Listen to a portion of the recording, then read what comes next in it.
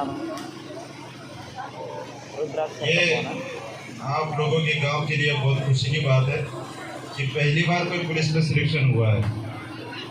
और कामयाबी तभी कहलाती है जब बच्चा पैदा होता है तो उसको बाप के नाम से जानते हैं कि करण सिंह का लड़का है। लेकिन आज ये बताएंगे कि ये मोनू इसका बाप जो है, मतलब अब ये उसका ये पिताजी है। इस सम्मान के साथ अगर ये सम्मान जिस दिन मिलने लगे तो उसी दिन वो आपकी कामयाबी हासिल कहलाई जाती है।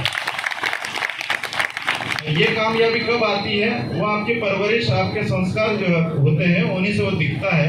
आज मोनू आज हमारे सामने, मतलब आप सभी के सामने जो खड़ा है वो एक दिन का मोनू नहीं है। उसने भी अपनी कई जो कुर्बानियां दी है, कई सेक्रीफाइसेस किए, तब जाके आज यहाँ पहुंचा है, अपनी मेहनत की बदौलत पहुंचा है।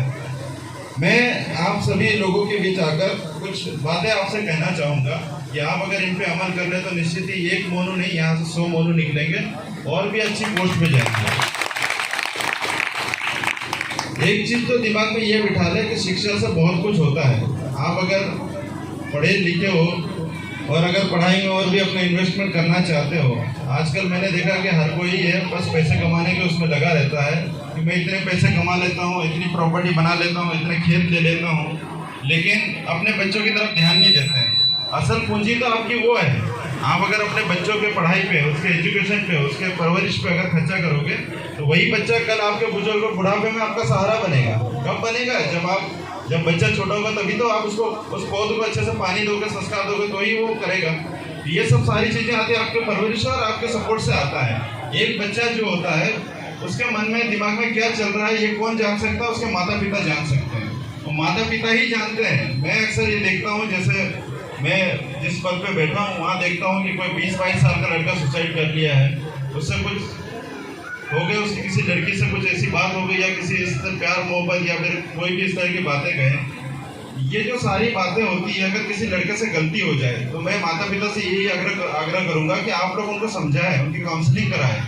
हो सकती है छोटी मोटी गलतियां हो जाए, ये एक आयु ही है या फिर एज है, इसी दौरान ये सारी घटनाएं हो जाती हैं। उस दौरान बहुत कुछ महत्वाकांक्षाएं होती है। हो सकती है गलत संगत में पड़ जाए, हो सकता है किसी के साथ बैठ के दारू पीने लग जाए, सिगरेट पीने लग जाए, तो आप उसको प्यार से ही समझाइए, उसको डांटिए, जरूर डांटिए, लेकिन इस तरह से फिर मत डांटिए कि वो गलत कदम उठा ले, उसके कारण आपको फिर हमेशा के लिए पछताना पड़ेगा। और एक जो पहला एक सिलेक्शन में मैं मोनू के लिए कहना चाहूँगा कि आज तुम जरूर इस गाँव के हीरो बने हो, लेकिन इससे तुम्हारा काम नहीं होता है। असल जिम्मेदारी अब तुम्हारी शुरुआत होती है कि तुम्हारे साथ के जो बच्चे हैं उन्हें भी आप पढ़ने के लिए प्रेरित करें, उन्हें भी आगे बढ़ने के लिए प्रेरित करें।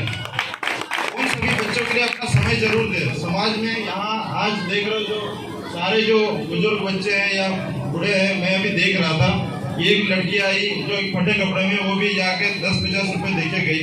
इससे लिए बड़ी गर्व की बात हो सकती है, लेकिन ये सब है समाज तुम्हें आज उस जिम्मेदारी का एहसास कराता रहेगा और जिम्मेदारी का एहसास तुम्हें भी होना चाहिए। और ये जीवन की सफलता की पहली सीढ़ी है। मैं कहूँगा कि तुम अगर और भी तैयारी करते रहोगे तो और भी बहुत अच्छी और ऊंची पोस्ट पे जा सकते हो। जहाँ तक मैं अपनी बात करूँ तो ये मेरी लाइफ का 5वीं या 6वीं जॉब है मेरी। मैंने भी जब शुरुआत करी थी तो मेरे भी घर से इतने अच्छे नहीं खेती किसानी वाले हैं।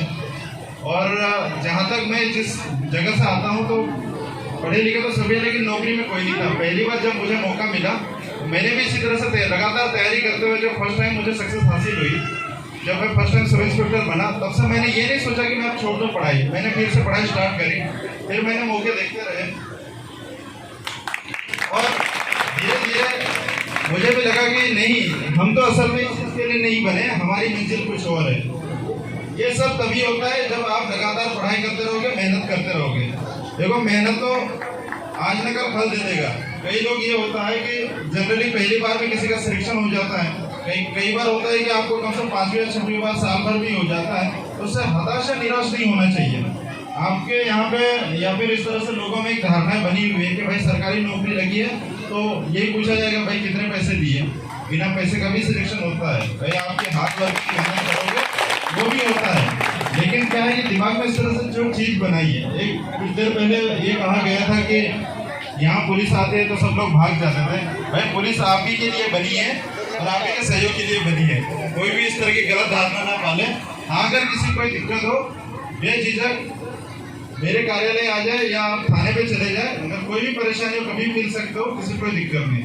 हाँ, एक बात और मैं कहना चाहूँगा, जो यहाँ के समाज की मुख्य बात वो ये है, आप इसको गांठ मार ले या समझ ले या जो भी है, असल में यहाँ जो कोई अगर लड़का कोई अच्छा पढ़ने वाला है तो जब भी अगर घर की लड़ाई होती है या कुछ होती है तो एफआईआर के लिए रिपोर्ट के लिए हमारे पास आते हैं, तो उसका भी नाम लिखा जाता है। भाई क्यों करते हो ऐसा? जो पढ़ना चाहता है, लिखना चाहता है तो उसको आगे बढ़ने दो। ये जलन की भावना मत रखो। अगर जलन की भावना रखोगे तो तुम तो खुद गड्ढे में गिरोगे, उसको भी गड्ढे में ले डूबोगे, और उससे होना जाना कुछ नहीं है। हमें ऐसा जरूर लगता होगा कि हमने उसका बदला ले लिया। बदले की भावना ना रखते हुए सहयोग की भावना रखिए, और निश्चित ही आप लोग भी बढ़ेगा। और इस गांव से एक नहीं, कम से कम एक आईपीएस आईएएस नहीं, सभी आईएएस आईपीएस निकलेंगे और भी बड़े ऊंचे पदों पर जाएंगे। तो मैं इन्हीं शुभकामनाओं के साथ और इन्हीं सब मैसेज के साथ मैं अपने 2 शब्द विराम देना चाहूँगा। और मैं चाहूँगा कि अगली बार मैं फिर आऊँ तो कम से कम फिर 8-10 सिलेक्शन फिर हो। बहुत बहुत बधाई, बहुत बहुत धन्यवाद।